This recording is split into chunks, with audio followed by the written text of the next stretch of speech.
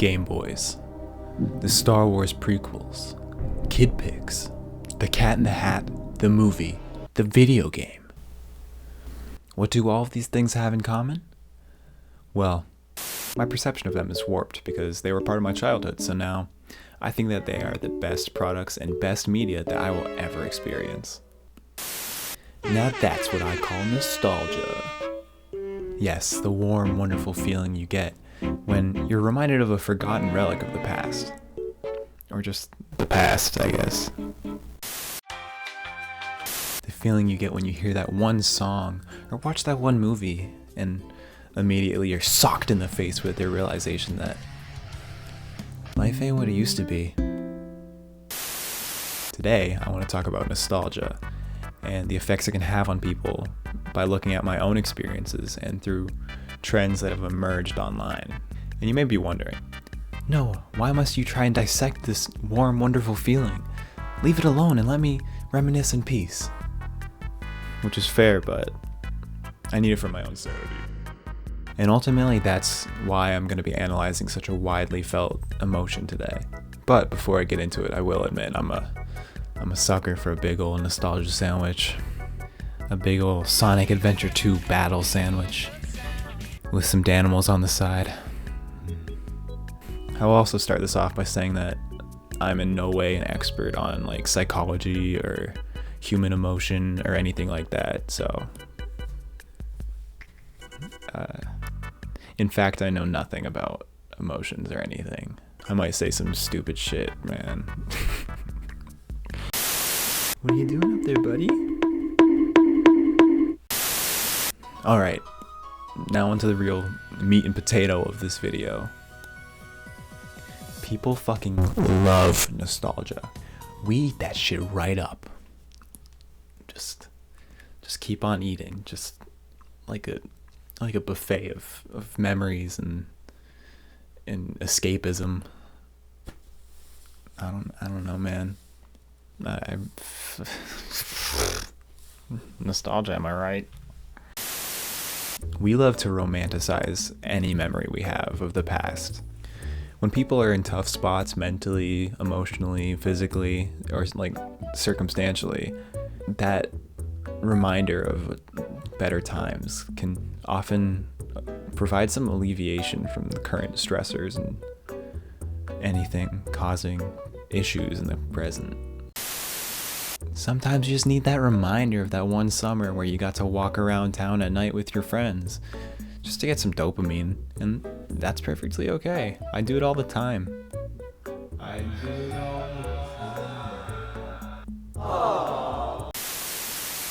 just heard the song that they play in Animal Crossing during your first week on your new island, and I got a little teary-eyed, I'm gonna be honest, which is crazy because that was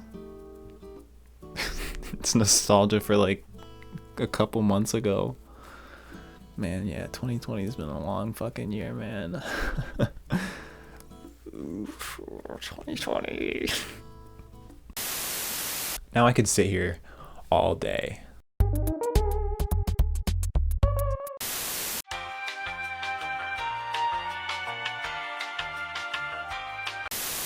Now I could sit here all day and just rattle off things from like the early 2000s or the late 90s and be like, hey guys, remember this shit? Well, it's actually pretty terrible now, and we only look fondly on it because life sucks now. Wow! And we as humans like to grasp at any coping methods that we can get our grubby little raccoon hands on. But that's not what I want to talk about, because that's an easy topic, and I feel like everyone has already covered everything that people are nostalgic about. What I do want to talk about is when people start to rely on thoughts of the past and memories to fuel their motivation and their entire happiness, because that's when nostalgia becomes very toxic and very dangerous. For a long period of time in high school, I would end my days by swiping through my camera roll, trying to relive the photos and memories from the past couple years. I would do this so often, I almost had the order memorized.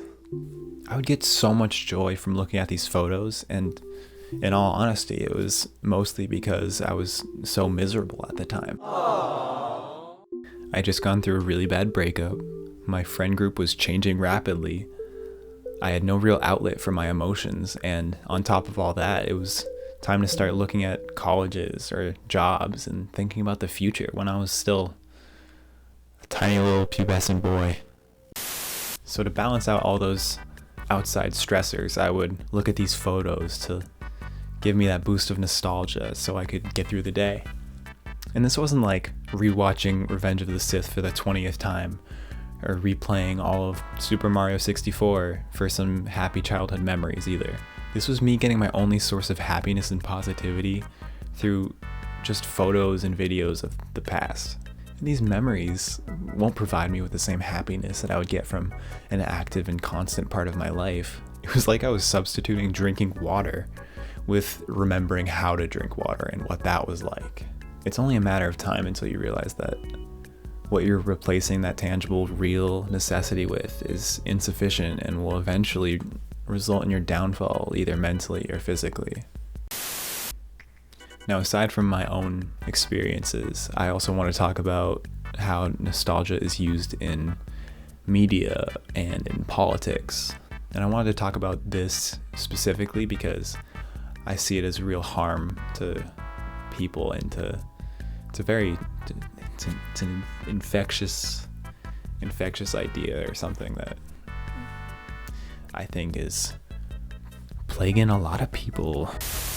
I'll start this segment off by mentioning the popularization of fantasizing about past eras of like American history, for instance. I would say the biggest perpetrator of this is the US's very own biggest loser, Donald Trump, with the infamous phrase that is now synonymous with him and his supporters: "Make America great again." Now, the point of this phrase is to inspire American people to support Trump in his efforts to revert America back to greatness and to correct the damage that he believes has been done to our country. The issue with this message is that little secret here. America's only been great for straight white men, believe it or not. So making America great again would only apply to an eeny beeny teeny tiny little portion of the population. People like Trump, and who America used to be great for, use this false nostalgia of simpler times and a greater America when all of bigotry and racism and all that, the whole shebang, the whole grand slam, were even more rampant than they are today, to motivate their cause and their political campaigns, which is extremely dangerous and very close to propaganda, if not already there, which is, we're really towing the line. This attitude is also pretty common on the internet outside of politics. When a couple years ago there was this trend where people on like Facebook and Tumblr were like, "Oh, I wish I was born in the 50s. Life was so much simpler back then." Or the infamous, "Oh, I was born in the wrong generation. Oh, I hate the present day. Oh, people are so..."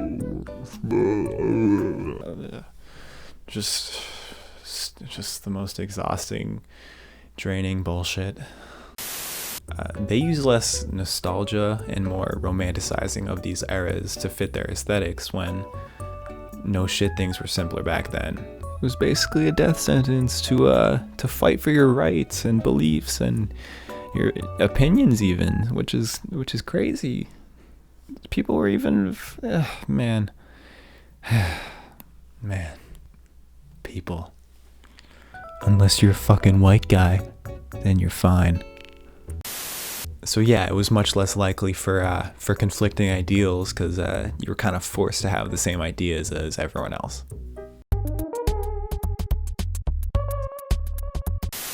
Now, obviously, the second example is far less harmful than the first one, the MAGA one. But things like MAGA sprout from these little ideas of I was born in the wrong generation, and like, oh, I wish things would go back to how they used to be. Oh, I miss segregation. Oh. Or like, oh, they're gonna turn me gay. Oh my god. Because now that gay marriage is legal, you have to be gay. Right? That's how it works, right? Right? That's how it works? Yeah? Wait, do I have to be gay now?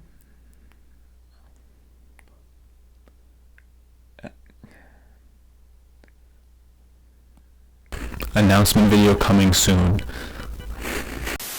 But yeah, I felt it was important to bring up a smaller example to kind of address the fact that a small little thing like that can grow into our fucking president.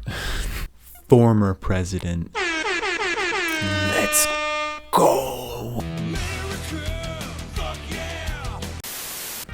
So in conclusion, I guess it's okay to feed into that nostalgia and to feed into that yearning for the past when things get rough.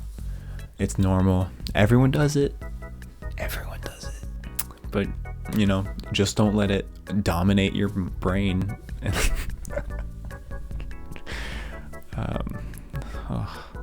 Dominate your brain. That's a new one. Don't let it take over all your thoughts and how you live your life, because that's how some bad stuff happens, either up in here or in here. Heart. Watch out, boys and girls. Watch out, guys. Watch out. You don't want that to happen. Fuck. And I'm gonna be honest, I still go through old photos sometimes of when I was hanging out with friends back in the day, which is even more poignant now after COVID. It's okay, don't worry, I'm actually in a much better place creatively and mentally and everything. I'm better in every way back then. I honestly think it's just that people like to miss things and they want to be able to look back and reminisce on the good times, just to like make them feel better about the current happenings, which is very, very prominent now. So yeah, that's all I have to say on nostalgia for now. If you like this video, tell a friend, why don't you?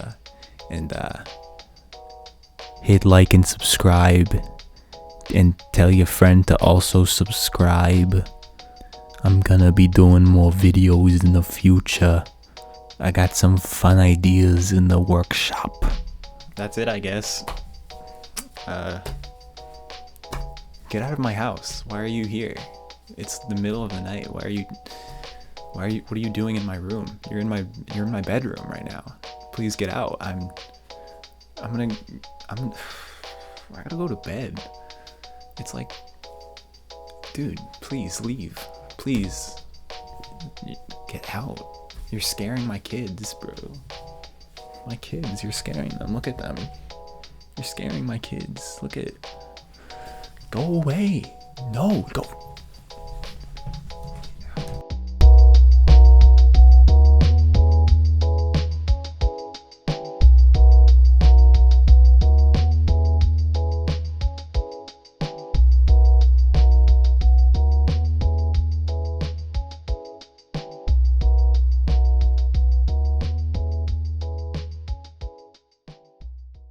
Let's